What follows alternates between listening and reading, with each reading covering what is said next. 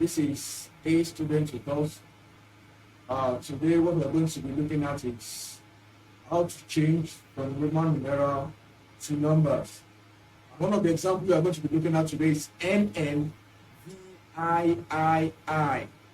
Now, in Roman numerals, M means 1000,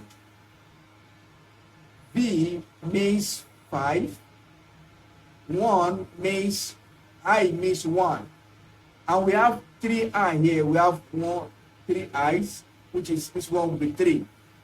So to now write this figure in Roman numerals is numbers, what we are going to do now is to write it this way: M plus VIII.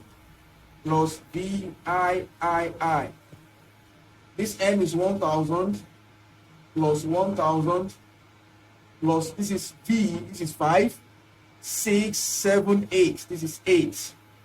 So 1000 plus 1000 making 2000. 2000 plus 8 is 2008.